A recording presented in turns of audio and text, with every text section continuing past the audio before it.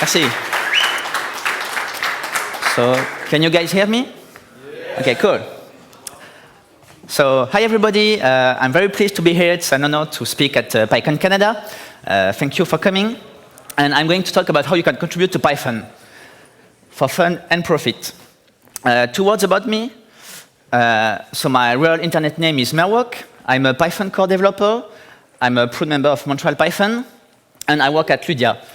We do casual games for a massive player base using Python for the backend and internal tools.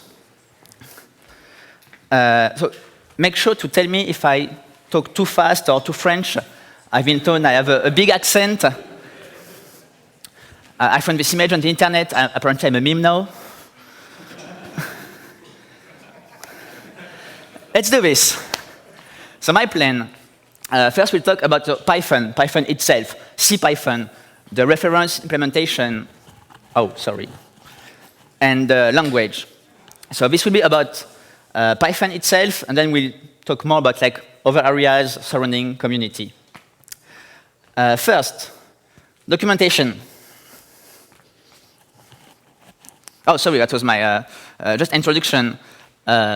I stole this title from the former Python developers guide because it can be if you're not already involved in a community, any software community, you may wonder how the hell does that work and how can I contribute? Basically, we have Guido van Rossum, the original creator of Python, some guys, and a mailing list. That's how it started, and it can be really strange and foreign to get involved. How does that work? We are worldwide. And I'm going to explain it to you. But basically, it's that. This guy still decides, he takes all the big decisions for the language to make sure it stays good and you can learn it. Many other people contribute, and we use the internet extensively to coordinate. So documentation is a really good way to get started, because you don't have to worry about compatibility between versions. You don't have to port your bug fix. You don't have to test. It's a really good entry, and it's really useful and rewarding, because you fix documentation, and people the next day are going to see your patch. So if you find a problem and you fix it for yourself, you fix it for everybody. So you're using the Python documentation, you find something that's not good. What do? So there's a link on each page saying report a bug. It's really lightweight. You can just send an email to some address to explain this is wrong, I suggest you change this, and people will put it in the bug tracker and handle the patch process. So you don't have to do a patch if you don't have the time to get into the bug tracker. It can just be an email. I forgot to say, at the end of the talk, I'm going to give you the magic link. I'm cheating, because everything's documented in the developer's guide. So I give you one link, and you will find everything I'm talking about, like the docs mailing list, the bug tracker, and everything. So you can just relax and find the master link at the end. So if you find a problem in documentation, you can just shoot an email following the link report a bug on each doc page. Yeah, if you want to go further, and for instance, you want to improve something with the markup or write extensive examples, you want really to make a patch to the documentation. In the dev guide, you follow the instructions to clone the code repository, because we have the documentation in the same place as the code. So Python itself, standard library, and documentation.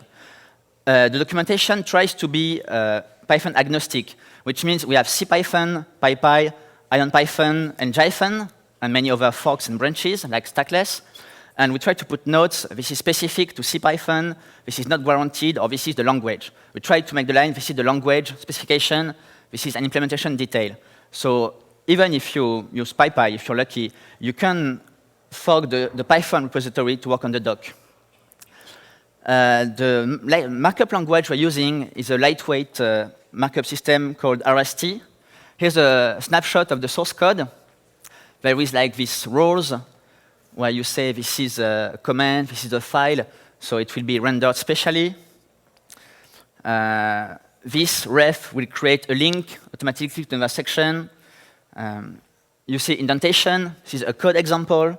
This is a rubric, see also. So it's really easy to learn by copy-pasting, and it's also you have very good documentation, and you can get started editing these text files, which then turn into HTML and PDF documentation. To build the documentation, to check the output, to check the links, to check everything, there's a tool called Sphinx, which processes the RST file into HTML or MOBI, EPUB, PDF, what have you. On Windows or Unix, it's easy to get it. You download it and you run make HTML. There's a special script to make it work on Windows, and it will convert everything for you. So that's the next step. If you want to fix a bug and not just shoot an email, you can start with building documentation. And you will learn about the Python repository and also the bug tracker. A cool thing, translating documentation, that's really helpful, because even though the language is in English, the keywords, and you're going to read code in English and maybe write in English, for education to learn in schools, whatever group you have, it's really easier for people to use their native language. And even if you learn the keywords, having the documentation in your language is invaluable. For instance, the French-speaking user group, AFPY, started to translate the doc in French. So get in touch with your local national user group, or write to the docs mailing list, and that's a very useful contribution. It's hard because you have to get it synchronized, but it really has value for many people. Fixing bugs. So you use Python, and you may find unexpected behavior. We define a bug as the difference between the documentation and the implementation. Sometimes the doc is wrong, but most of the time it's the code. To find a bug, you can just use Python and notice something weird. Or you could learn about some function and try some corner cases and find the input is not, the output does not make sense. It's also interesting to run like static code analyzers for the C code base or the Python code base. There are this tool called fuzzers, which just throw garbage at your programs to see if they crash. That's also really useful to find bugs. And you can also use the bug tracker and walk through it, search for a module you like, and see are there bugs there that I could fix. So to summarize, you can find bugs with your normal usage, and explicitly use the bug tracker to find something that's already reported. How to report a bug? There's this website, bugs.python.org, where we track everything. So that's the basic page. You have a bug sorted by recent activity. So most of the time, the titles are good. They explain what it's about. You can also search. So it's nothing fancy like search by module. It's just plain text search in the titles or pages. There are links here, like easy issues. That's bugs we tag to say this can be done by someone with no prior knowledge in a sprint. So like half a day, and you know Python, you don't know how to contribute. You can, with help from the sprint leader, tackle an easy bug. And you can search for whatever, the oldest bug, random bug, or a specific module. Also, specific platforms. Most of the Python developers use a Unix or Mac system, and a few of them use Windows. If you can try your hand at a Windows bug, that's really helpful. Or if there is a patch and you can try it on Windows, that really helps.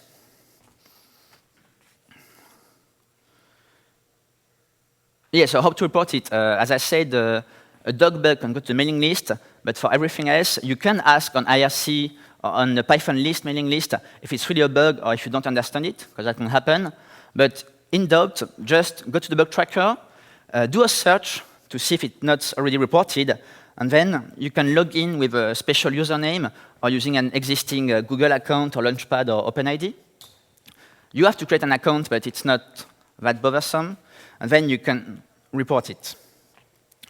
Now, how to make a fix? This is the shortest slide, because that's the basis of our work. Debugging is the essence of programming, and so how to make a fix? You find the source of the problem, you write a test, it's really important. We try to have, we don't have 100% coverage, but for new bug fixes, we try to always commit a test to make sure we don't have regressions. So you can, yeah, a patch should contain the fix in the code and a test. But if you don't have the time or the skill or whatever, you can make a partial patch just with a test, or just with a test for Windows, or just a fix, and someone else will take it over. You don't have to think, I won't have the time or the skill. You can make a patch, a partial patch, ask a review, and you will get help to take it to completion. Now, to have fun, sprints. Sprints are amazing, because most of our work is on internet, IRC or mailing list. A sprint is a physical meetup of people wanting to work on something. It could be a Django sprint, a translation sprint, or a Python core sprint. We had one recently. I'm going to lead another one, I think, in January. So we'll be like in physical locations in Montreal and other cities. And you can also just come on IRC and say, what bug can I fix? Can someone review my patch? And you just get help with everything, how to check out the code, how to build Python, is your test good enough? And it's just fun to hang out with other people instead of just being at home on the internet. Now, proposing features. This is harder than a bug fix, because, sorry. You can propose new feature for a standard library module, a built-in module, which is coded in C for CPython, or the language itself, the syntax. This goes to the bug tracker too. We also call it an issue. It's a request for enhancement. And there are some rules to follow so that you don't get a quick no reply and you get frustrated. It's good to search a bit like the mailing list archives using Google or the bug tracker for rejected proposals, because some things don't fit in the philosophy of Python. And Python tries to improve itself, but it's not something else. So there's a good one ransom who still has the vision for Python, and some things are rejected. For other things, they may be proposed and rejected. Sometimes it's really pragmatic considerations, like the lack of time zone support is due to the fact that time zones change all the time. So if they were included in Python, after 2 months, they would be outdated. So sadly, the practice says use PyTZ. Manage it in your environment, your pip installation. And on Unix system, you can have the system time zone. On Windows, you install PyTZ. But it would be a mistake to have it in a standard library. So that's an example. And depending on the complexity of the feature, you can just open a patch saying this module misses this important functionality, or this is present in another library, whatever. And for biggest thing, you have to go to the Python IDs mailing list. And for really big changes, like to the syntax, you have to write a PEP, which is a document which keeps track of a proposal with all the discussion, so that people don't have to read 1,000 emails. They just read one PEP, and it says what's the problem, what's the solution, and what were the points discussed. It's a kind of trade-off between having a process and keeping it easy. And yeah, PEPs can take a lot of time, but that's when you are an advanced contributor. Yeah, that's an example of the mailing list. That's the HTML view. So it's really where everything happens. We discuss the future of Python, important bugs, suggestions, bugs, community. Everything happens there. Which can be hard, because for young people, I remember, for me, communication on the internet was like web forum. That's where I started. So mailing list is a different kind of interaction, which you have to learn. And there are some things I would recommend you avoid doing, because it could frustrate you and other people. If you just come in and say, this sucks, this other language does it this way, Python is useless, or this thing is not Pythonic, you will create a conflict atmosphere which won't make people welcoming to your suggestion. So it always helps to stay calm, to do a bit of research to see if it's proposed, to welcome arguments and people who disagree. You have to know also that some people do a lot of stuff in Python in their free time, so they tend to be direct on the mailing list or bug. So don't take it personally if someone says, this can't be done, it's a terrible idea. It's not about you, it's about the concept. And if you get a reply, you are valued. Your proposal is examined. It could be rejected. Someone could say, this can't work, this was already discussed, we can't reopen this discussion, and find something else to work on. Some people get trapped in one discussion and it does no good to anyone. It's a bit of culture you have to learn. You can start by hanging out on IRC on the mailing list, or you can use the mentorship program. The core mentorship program is a mailing list where no question is stupid. You can ask anything about any tool. You can ask for a review if you don't want to have a public review on the bug tracker, if you're still afraid of failing publicly, but you will go over that. This mentor list is really good because it's especially for beginners who don't want to be in the public with sometimes the harsh replies. Other areas which are not related to bug fixings, but Python in general. Here, I think we are all convinced that Python works, right? So advocacy is really important. If you try to defend Python at your job, or just discuss with people, but always friendly, we'll know that PHP sucks. We don't have to say it. Sorry. Yeah, advocating Python, saying why it's good for education, for people who are not programmers, and being honest about the shortcomings helps. You say, if you defend Python, it helps growing the community, and Python serves people. So I think it's worth it to take some time sometimes to defend it, but without being too combative. And advocacy can take many forms. Blogging, too. Some people don't like blogs, but they're actually a cool way of sharing ideas. And you can participate in the official Python Insider blog. For people who don't read the mailing list because it's really high traffic, we have this blog where we publish stuff infrequently to say, in the next Python version, we're going to remove support for this old operating system, or we introduce this new stuff, which is called concurrent futures, which is a really cool way to do asynchronous. And we need people to write articles and to translate them. That's a way, if you program at work, you don't want to program on your weekend, but you still want to contribute, that really helps. Just like documentation, you can review just the text, just the English, and it helps. You don't have to. If your job is programming, I understand. Sorry, I'm looking for my words. If you don't want to program too in your hobby, but yeah, text is a way where you can really help. So that's the magic link, the developer's guide. docs.python.org/devguide. Here you will see we use Mercurial to get the code. Mercurial, the link to download.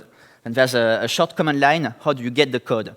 Then it explains the Python files are in this directory, documentation is here, the C files are here. It will tell you how you make a patch, the bug tracker is there, the mailing lists are all there, especially the mentorship mailing list. And that's the master link. These are the credits for the photos. And do you have any questions?